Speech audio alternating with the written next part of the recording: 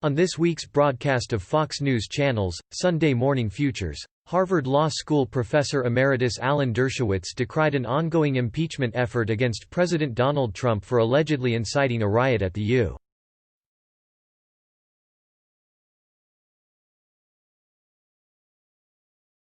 U.S.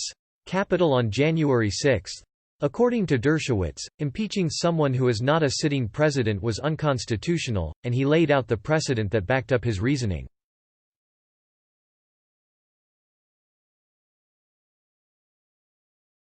It will be unconstitutional, but that probably won't bother the senators. The Constitution is very clear.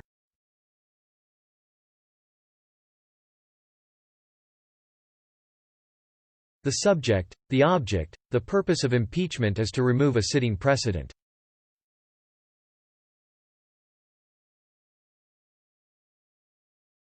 And there are two precedents.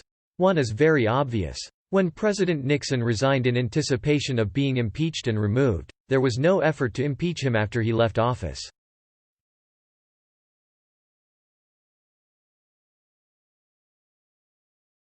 It was clear that the Senate had lost jurisdiction at that point.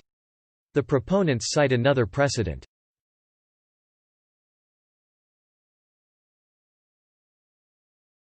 In 1876, there was a failed effort to remove the Secretary of War.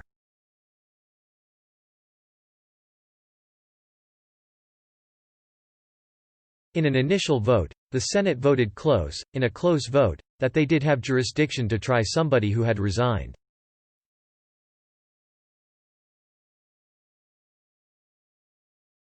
But then, when it came to a vote on the merits, they lost because 27 or so senators voted that they did not have jurisdiction.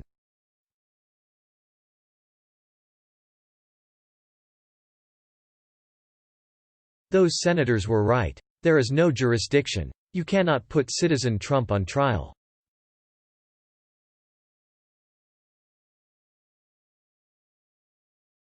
If you could do that, it would be a bill of attainder. Number 1, putting somebody on trial who was not a sitting president.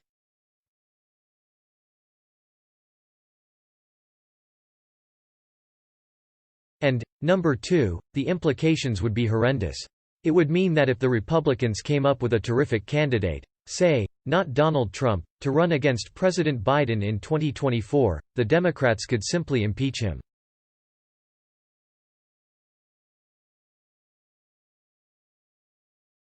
If you can impeach anyone who is not a sitting president, there are no limits to the power of the Congress to try ordinary citizens.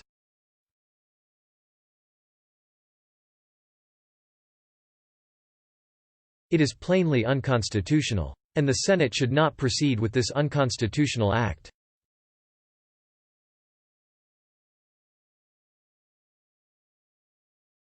Quote,